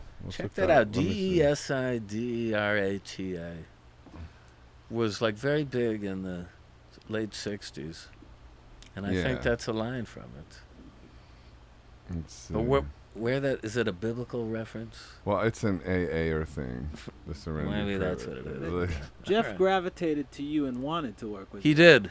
Were you ever afraid, like, oh my God, someone's gonna like steal him and like take him away? A little bit, but Yes. sure, I was a little proprietary about him, but God grant me the serenity to accept the things I cannot change, This is the courage to desiderata. change the things I can, Yeah. and the wisdom to know the difference. there was an album with a guy named Roscoe, who was a DJ in New York. He used to have a radio show. Black dude reading that back in the day. Well, Jeff and I, like, after that show, had a meeting where we got together and said, let's keep in touch. He was going back to L.A. I was off back to GIT. Yeah, well, I think he This was mic done stand with sucks. it, but he had a It's just like he had a tape. He had a tape of get what you pay for. well, Anyway. he had a tape of early demos Yeah. that he was trying to shop around L.A. and nobody was buying, Yeah. and he was bummed. But he was spending the summer trying to push them some further. Right. So I went off because Michael had organized this Knitting Factory tour, and that was wonderful. It was like 20 shows in 21 days, hopping all over Europe on planes and trains and buses, missing some connections, but some great times. And my first album had just come out called Skeleton at the Feast. This was Gary Lucas, the first one under my name. 1990. Yeah. And it got like fantastic reviews, 5 stars in that's the one that was getting the good Q, reviews. I think it was. Well, all of them got pretty good reviews over the years, but this is the first album was fantastic. So I'm all like pumped up with this, like, wow, I had no idea it was gonna work like this with the live stuff. But then, I come back and I go call up the A&R guy, and I had said before I left, I had a meeting with the head of A&R, and I told him about Jeff, and I said, and he was like, why don't you just get her to sing 2 songs on the record? We'll use this Buckley kid. We'll use some old demos. He just wanted it out. Like, let's get this off the plate. So it was. So Jeff was going to participate in Gods and Monsters? Theoretically. But it never happened. Well, Julia was like, I don't want to make a record with Jeff. She was, sorry. She got very angry. Okay, here's the $1 million question. Right. How come after your, White Horse Tavern moment, didn't you call Julia up and say, listen, love you, but this is done. Well, goodbye. Like, and then the follow-up question to that is, how do you regret not doing that? Not that you shouldn't regret anything. Because I was trying to be ethical. Yeah, like that's the problem. We had a contract. Sometimes it's like you got to make those bold. Like I know, but in life you can't be the nice guy. I've been plagued by people pleaser syndrome. I just don't know if that would have worked either. Yeah, no, I don't. I think it all worked out perfectly. I think so. I mean, I'm not like trying to stoke regret, but I'm just trying to say listen. I brought the subject up to her after my meeting, but see, even there, I felt like a betrayer because they called me in to have a meeting with the A&R guy, and then sometimes when you go halfway, like it's like, we'll Jeff bring did Jeff this to me and later on. He had a meeting with Imago, and I found out about it after the fact, and I'm like, how come I wasn't asked? The writing was on the wall then, right? Like because he was gonna go solo and or they wanted him solo, and I was just like an enabler to shoehorn him into that situation. So, but anyway, so in a way it was like turnaround, which is kind of, I feel like a mistake actually, because the best stuff that he did was with you. I love this guy. Well, I mean, just I'm proud of those stuff. If you listen to Grace and Mojo Pin, how this whole thing came about with Jeff. Gary Lucas. Hey man. Yo. Big respect. Say hey to the peeps. Thank you. I came back from that tour with the Knitting Factory artists, and I called up to find out what was going on with the deal. Mm-hmm. And in the meantime, I guess they had heard from Julia Hayward and her lawyer, who said, we have a contract. What do you mean bringing in other people? Like the head of A&R was like, you should use Jeff. Maybe you can use some of these demos with this guy Rollo McGinty from the Wooden Tops. So she had a lawyer who was like making angry threats sounds about it. So I called up, and then the head of the A&R department would not take my call. Yeah. And they put the junior guy on. That is how you, by the way, let me interject here because I've been down the same exact road. Man. That's how you get dropped from a label, y'all. You don't, it's a lot like. They don't tell you. They don't tell you. You're not, you just, the phone, you stop getting your phone calls returned. Well, that's what happens. But then I tracked down the junior guy. I got the junior guy. Then when you start like having to track down the junior guy, it's a wrap. And like when the president used to like clamor to pick up your call, and then all of a sudden now you got to track down the junior guy. It's awful. It's a wrap. It's a wrap. This is horrible. And you're still in denial about it by this point too. By the way, if you're anything I can't like believe me, this is happening. you're just like, what the fuck is it? It's like getting dumped from somebody who's just like gypsy fading, as they say. Yeah. Yeah.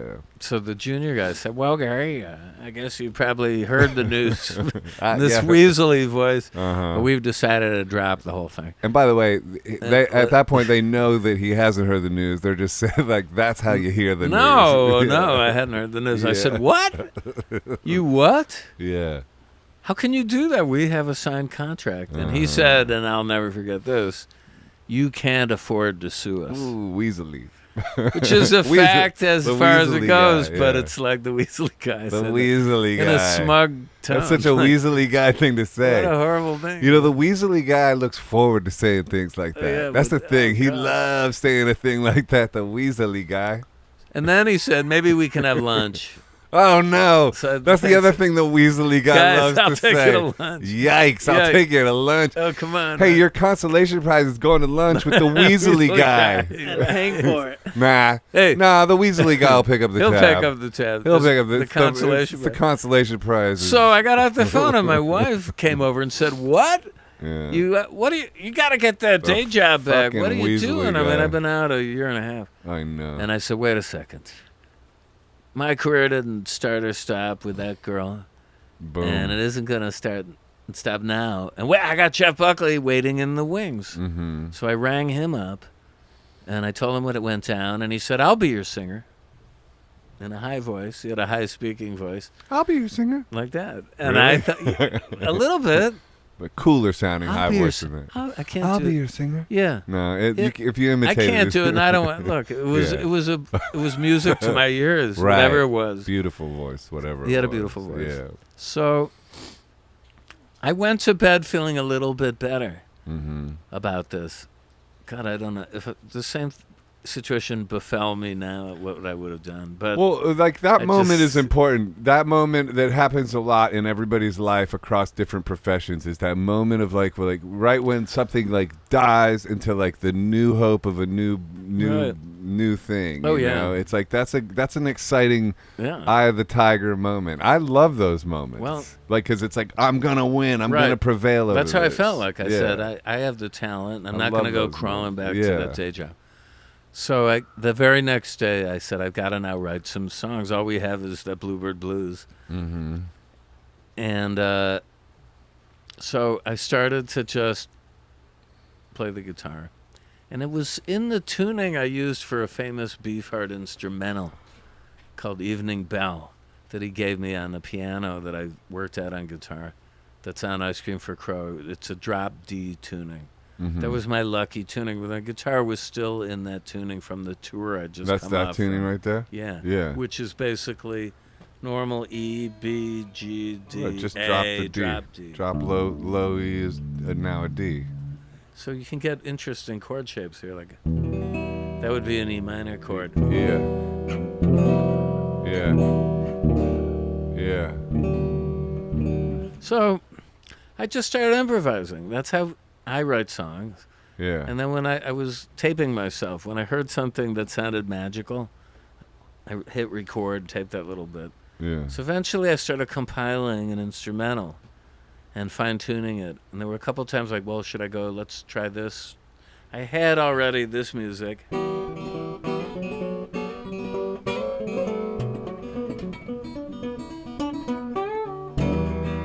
I used to like smoke That's a lot of so pot, and I'd killer. wake up in the middle of the night Yeah. and I'd hear music in my head and I'd smoke some pot. And I go out and like 3 a.m, tape that my wife. Yeah, would I be gotta say, like, asleep, and I canceled weed recently again. I think it's a good idea. No, I'm yeah. not pushing it. I'm No, no, off no. it 10 years. No, I'm saying, but like, I was about to go pro weed on one thing, Uh. which is weed is good for just sitting around playing guitar. Oh my god, It- and it like can coming unlock- up with shit like that. no. Like it's like It can unlock stuff musically. It definitely It can. It definitely can. And it helped, but I'm for like canceling it for like when you want to push yourself in bold new creative directions, like starting a podcast or Right. making self-help videos on Right. Instagram or whatever, like is kind of like take some new kind of confidence. It's time to cancel weed. Because weed will bring in the paranoia, like, oh my God, what Oh, am I yeah. doing? What am I I doing? saying? Oh, I'm like- who am I affecting I with can't this? I talk can't to do anybody. this. Like then weed is poison. But for like kicking around and writing like jams Yeah. for Jeff Buckley, weed is probably magic. So I came up with two. I think it was helpful. Yeah. But I've thought often, did I need it to write this? Probably not. I'd like it's to a think spirit. not. It's medicinal. Yeah. It's like what they say.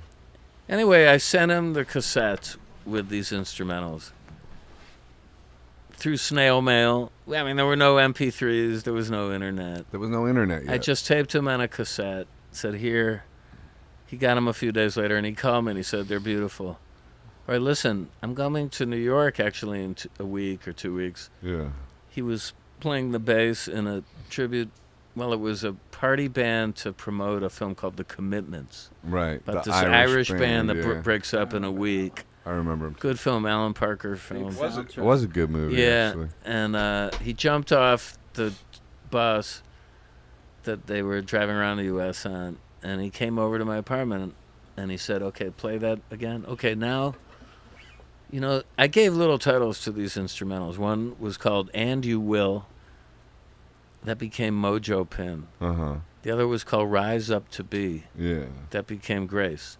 And they were like self-help titles. They were like the power of positive thing, trying to vibe him up. Yeah, well, and words I heard you say that before in another interview, and words do have power, and that's a great example of that. Sure. Like you imbued those songs with those powerful words, and it's like putting a magic spell on them. I tried, you know. Well, I tried true. to, like, you know, but then, so he said, okay, here, just start singing. Start when I point, and he left the structure alone, and the instrumentals that I'd written gave him the riffs and the harmonic structure of these songs. The only modification was on Grace.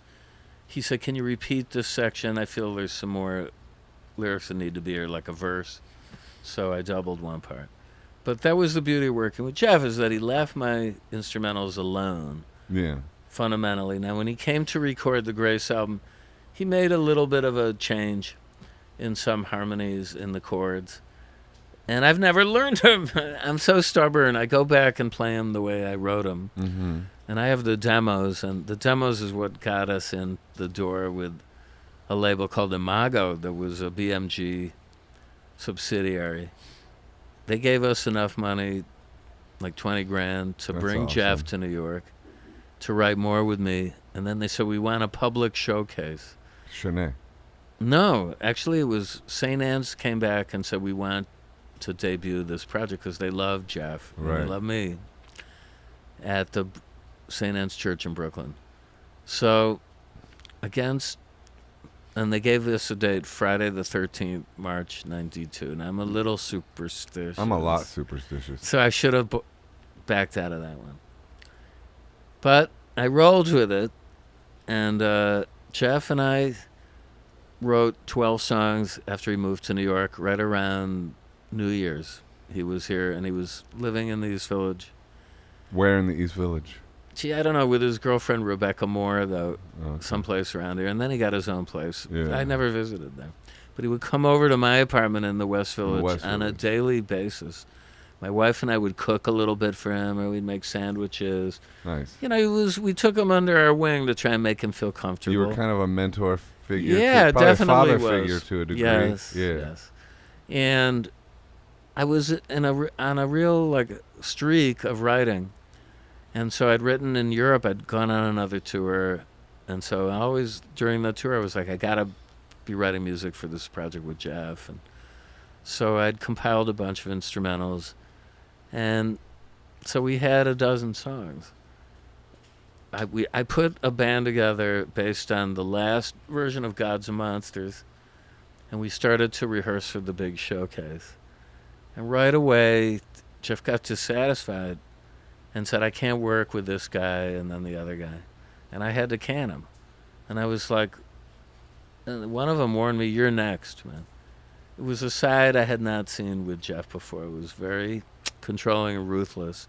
But he was adamant they can't play my music. Now, it was disturbing to me, but I was like, I didn't feel like he was holding the cards as the singer, and this is something that's happened to me often with singers. Is just singers, it's like have their own psychologies as guitarists do too. Yeah. And you know, I thought of it as Page and Plant, and we're gonna get up there and inspire each other. Yeah. And he thought of it as the Jeff Show, which is okay, but that wasn't my vision of the group going in. Plus, I'd already had this group operating under different formats for a couple of years. My name, Gods and Monsters. So anyway, we had 10 days to go. He brought in these two guys who'd been on the road with Bob Mould, and they're also fine players. Mm-hmm. And more on the rock tip. Mm-hmm. And they, to their credit, learned very complicated songs. With a lot of time changes and key changes, tuning changes. In the space that we had intensive rehearsals. We went into that Friday the 13th concert. We got a 3.5-minute standing ovation from a sold-out St. Anne's Church. That's amazing. There was tension on stage. Like, Jeff didn't look at any of us. He was very nervous himself. But people loved it, and there was a lot of back slapping, not stabbing, from people who came backstage, and you guys were great. But there was like a distance, and I felt like there's something odd and here. And then the label didn't. They were like critical, like, oh, they didn't like it. First of all, it was too loud for that church, so the acoustics sabotaged it. But I got the board tape. So you could hear Jeff clearly and my guitar clearly. Yeah. And it may not be the most balanced tape, but it sounds pretty rocking. It's a more rocking side of Jeff. They thought you were too loud? Heard. Is that the... They didn't say you, but the whole thing was probably... In hindsight, maybe we should have done it acoustically. I mean, Jeff was playing through a Marshall with his telly. So we had a double guitar thing going and thundering drums. I'm just picking up on the narrative starts to become like, Jeff, you're getting overwhelmed by the band. Yeah, that was going on. Is that what? And he felt it. And the label was sort of whispering. They just didn't. They just wanted like it to be like. Well, I think he made it clear to them honestly. Yeah. In those meetings without me. Right. That he really didn't see a future for it, and that he wanted a solo deal, and I think that was his agenda all the way. Right. And I was in denial, because that year I'd seen my project at Columbia blow up. So this was the phoenix rising from the ashes, and then, oh my God, it's going down the same road. Right. But with the singer now making the problem, so. Yeah. Well, in any case, this is all hindsight. The next day, just chronologically, my wife and I are listening to the playback of the DAT, and we're dancing around like, it sounds great. Even if Imago don't want this, we'll get another deal. This is awesome. The phone rings, and it's Jeff. Gary, I've thought about it. I don't want to go through with this anymore. And I'm like, shattered. Right. So I'm in despair for a few months. I continue to try and lobby the group. We have a meeting. He's like, you stood up in front with me at one point when Mick and Keith play. Keith always stands behind Mick. Like, this was important to him. And I was like, Jeff, man, I thought we'd be like Page and Plant. That wasn't his vision of it. Right. So he felt like you had... Or the usurped my role. It was ego. It was ego, but it was also. But your ego too, like because you didn't want to go into the background. Oh no! Right now, later when I saw him with his band, which I liked his band, I noticed that he had them all way in the back, in a little huddle, and they were all shoegazing. Nobody was like really looking up. He might have even said, "Don't look at that." And then he was over on the other side of the stage with the adoring girls. And so it was very much the Jeff Show. And I thought, this was a Roseland. Damn. I would not have been happy in this band. You wouldn't have liked that. No, because, but this is all... But actually, like, Mick and Keith does get up there. Sure he does. I mean, it's like, that's not really true that it's anyway, like Keith has to stand that's what I back. recall out of this. Yeah. And, I mean we were young kids. I was older, but Jeff was 24 when this went down. It was just harsh. So... Well, just when the labels get involved, and then there's A&R, they had their own opinions, and then they're coming in and saying like, "Hey, we think this doesn't look like MTV, and we need." Imago did not want to go forward with this, but But like, what they should have been paying attention to is the songs y'all wrote. Yeah, but they didn't even know what they had, and I brought a tape of the board tape to a final meeting with the Imago A&R woman, and she said, "I don't need to hear it. I was there." And Jeff said, What do they know anyway? They're consumers. I said, well, we got a standing ovation. He dismissed that. You know what? I'll say this about the modern music business is the modern music business would be, I feel like, wouldn't have these kind of prejudices about like age variations and look like it's not as conservative in terms of that. But it was a video world. But then it was the MTV video world, and it had to be a certain thing, and there was like 10 bands that made it, and if you didn't fit on that trademark look or whatever, then so those kind of things I think infected people's thoughts and visions a lot more than they would now. I think now people would just pay attention to like, hey, what are the tunes like? And hey, if you got a problem with, Gary getting into your stage space, well then like you can talk that out and Gary can like maybe like, be more stage left a little bit, or whatever, and still rock, you know.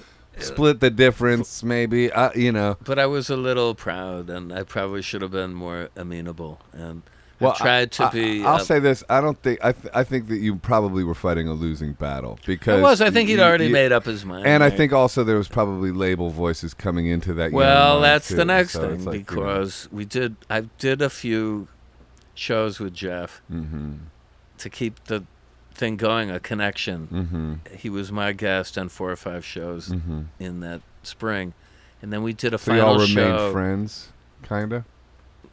Well. I mean, tried to, but then I said some stupid stuff that pissed him off. What'd you say? Let's not go there. Okay, we don't have to. No, we don't have to go there. I'm trying to be Barbara Walters over here now. But it wasn't just me. He said some stuff that irritated me, so we were on each other's backs. Yeah. And at the final show, this A&R guy from Columbia, who I knew as a product manager, showed up, and then the whole thing, the scheme fell into place. And Jeff was like, hello, New York. He was like grandstanding like for this guy at the show at Tramps. And I was like, it's just a duo. And what the fuck? Then I realized he'd been talking to this guy all along, even while we were technically under a contract, which he had never signed the contract with the Mag. I was the only signatory. So they had no paper on him because he got a lawyer. And the lawyer said, if you sign that contract, once we try and shop your solo deal, once we ditch Gary and sign this, it was like an interim figure, and sign a solo deal, you may not get that deal because Imago have a matching clause that if they come up with the same money, they automatically get you. Don't sign it. So he had never signed it. So at the last meeting with Imago, they were like, I only want to work with Jeff. I don't want to work with you. That was like bitter. But on the way out, we were still friends. How many songs wound up on Grace that you co-wrote? 2. Yeah. And the first 2. Yeah. And they stand apart because sonically they do and stand apart. They don't sound like any of the other songs. They really do. They're distinct, right? They are distinct. Yeah. Their signature. They're what you think of when you think of Jeff. To me. Hey, but if you heard some of these, and I actually didn't know you wrote those riffs until Well, they didn't go out of their way to advertise it. Let's put it that way. I mean, if you looked at the fine print, it said I got a co-write credit, and Jeff in the special thanks gives me magical guitarness. Thanks to Gary for magical guitarness. But nowhere was it volunteered anywhere. Oh, Gary wrote these riffs. Yeah. And so often people would assume, of course, Jeff wrote them. And I remember his manager meeting him at some show later on the next year, and he said, oh, Jeff just did the show in Glastonbury or someplace huge, and the mighty cheer rose up when he hit those riffs, and he just looked at me, and I was like, yeah. And did he tell anybody that I wrote? No. And what's the other one? Mojo Pin. Yeah, play that one. I played a little bit of it. You already did. Oh, you played both those. Yeah, okay, yeah. And it's got a bolero thing. I mean, they're very exciting rock songs. I was trying to bring forward lessons learned from the Doors, Led Zeppelin, and the Smiths, but bring it into the 90s. This was the 90s. So the original, and then I'm very proud of the other. Now, there's an album called Songs to No One of early work, right? Did you ever hear that? No. Yeah, the Knitting Factory released some of the early demos, and work tapes, some live tapes. Mm-hmm. And then there's 5 still that have never officially been released. 1 or 2 of which I think are right up there with Grace. Hey, do you This is have more frustrating. riffs like that and stuff like that? Yeah. Dude, I'm All right, I'm getting hot and I bothered gotta over go here. clean, Wait, let's I got riffs. here. Let's pick a life purpose card for you. Okay. We should do some co-writes with some of those riffs, Yeah, dude. I know. You know, I got some vocal chops. I know you do. I'm like, Hell yes. you know, I'm on the lower end of the thing. I don't have that high, but I got That's some. fine. No, listen. Okay, We what should is do this? something. All right, let's see. Wait a minute. Life purpose. Life purpose. You know. Seems like we could do a week with just Gary. Oh man, yeah. All Stories. right, let's see now. What's it say? Well, yoga. Yoga. Your life is enhanced by yoga, stretching and exercising. God. You gotta get me on that yoga too, Bro, I'm a man. yogi every day, Are dude. ya? I go yoga to the people. I go to like, there's a bunch of different I ones. have I a go problem though. You see, to. I love yoga, dude. Yoga I and need boxing. some physical. Oh, really? Dude, Boxing. if you want to go to yoga, I'll motivate you because I go Dude, to yoga every 'Cause day. I don't have. I love it. I'm not very physical. I used to go a bit to the gym Yeah. for like 20 minutes, just cardio. But you see, Yeah.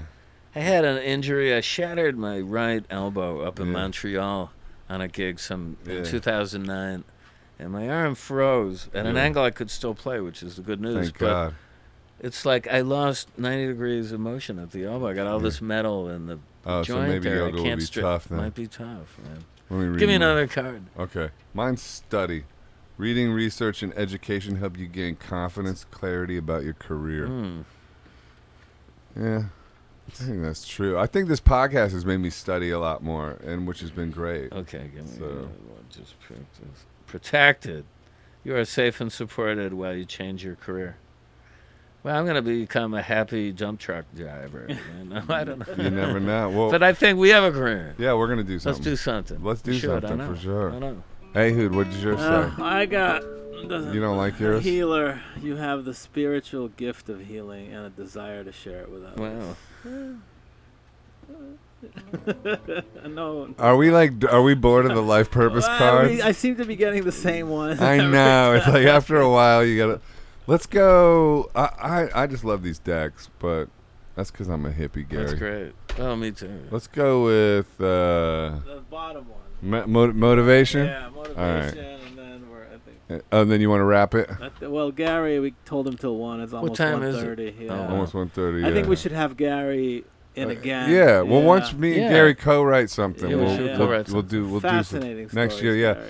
Yeah, like that was great, man. And Fuck, thank you dude. to Thank you. Josh Dorr for connecting Yeah, us. Josh is awesome, man. Mike's Yeah. Love brother. Yeah, Mike's Oh, yeah. brother. No, Josh went on The some of those Dorfs. Knitting Factory tours. They rule. He so did? he knows the madness. Well, and also People are this capable. podcast is aiming to celebrate New York City to a degree, and you're such a New York City staple, man. So thank you for coming on. Oh, and I doing love this, that. dude. You kidding? This Seriously. is great, man. The Motivation Manifesto. I don't know what these cards say, Gary. Don't blame me. Don't blame me, bro. I just buy them and love them. Hey, Hoot, I'm sorry if I was a jerk to you today on this podcast. No, it was complaining about mic dude, stands and you being on the phone. Well, we need to get the new mic stand. Please support us on Patreon. Oh yeah, that's a good example. Let's support us on Patreon. Come to where I'm from. .com/, patreon.com/ come to where I'm from. Support us on Patreon because we are an independent podcast. We're gonna go to LA and do some interviews. We got to buy Ehud a plane ticket, that kind of thing. Mic stand. So if you're enjoying the podcast, please Please support support us. us, yes. Thank you. Okay, what is it? Hey, man, success and fulfillment in life rest on the unflagging ability to get up, to be ourselves, to chase our dreams with fire each day, to keep willing ourselves to the next level of presence and performance and potential. Boom. There it is. Well, there it is. Yo, so Just I that feel I like could- for you, it's like physical fitness and keep it moving. You know, I'm trying, and man. you are trying. Not, you know. I like mine for a Go for it. change. What's yours? Alright, All right, it's good. The great joys in life come when we are spontaneous and authentic while engaging in activities we care about. And the great miseries come when too many days stack up where we are conforming and posing while doing things we have no passion for. Wow. Wow. That's heavy. That's a good one. That's a great one. Wow. Absolutely true. That one's a winner. I could relate to both of those, really. Mine says, wisdom is knowing who to be and what to do in a given situation. Virtue is acting on that wisdom. I think I got this one yesterday. But anyway, it's a good one, too. Fuck, dude. Cool. Excuse my French. Hey, man. Gary. Pardon my French. Pleasure, You're my Joe. guy. I love you, dude. I love you Thank too. you so much, dude. And oh, sorry, I didn't mean to shake it. No, I know. So, like, That's good. I was excited about the whole thing, and I My appreciate. grip is still strong. Sorry if I man. hurt you. Not at all. Ehud, thank you. Sorry about complaining. You know. Thank you, Gary. Thanks for watching Come to Where I'm From. Thanks for tuning in. We're getting better and better all the time. So God bless. Hey, what are your social media things? You want to promote anything? Okay, I'm on Facebook and I'm on Follow this guy. Instagram. I'm on Twitter. Gary Lucas. Tell him your handle. Gary Lucas. On Twitter, it's Wyndham Lewis, I think is my Twitter handle. Mm-hmm. Facebook, you'll find me. I got a fan page and Gary a normal Lucas. page. It's Gary Lucas. And Instagram, I don't know, but you'll find it. You'll see it because I got a hat on and whatever graphics and a they got. guitar, and Any he's tour selling. dates coming up, Gary? You know, I'm playing this week, though. By the time this goes out, I'm sure it's not going to be relevant. I'm at the Make Music New York Festival this Friday out at the Joe's Pub outdoor stage Oh, cool. by the Cube.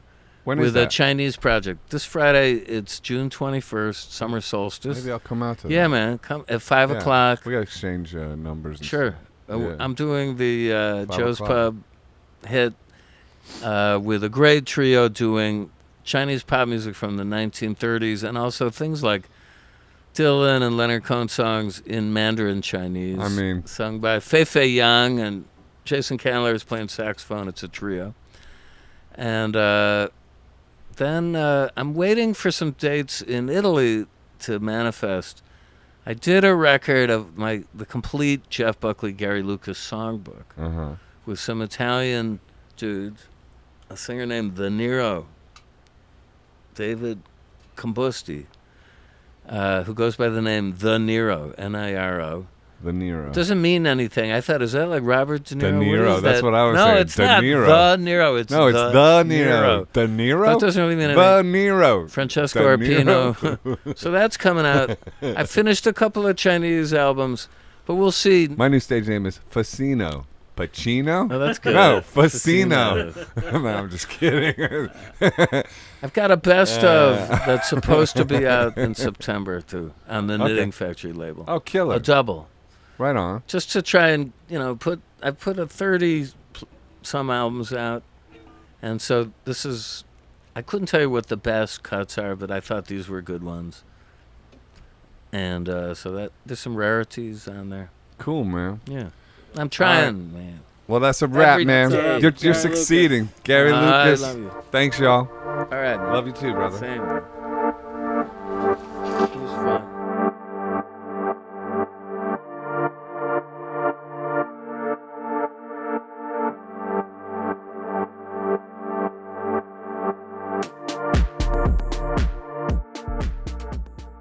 Hi, this is Joseph Arthur. Thanks for checking out Come to Where I'm From. Patreon.com/Come to Where I'm From. We are an independent podcast, and any contributions you can make are greatly appreciated.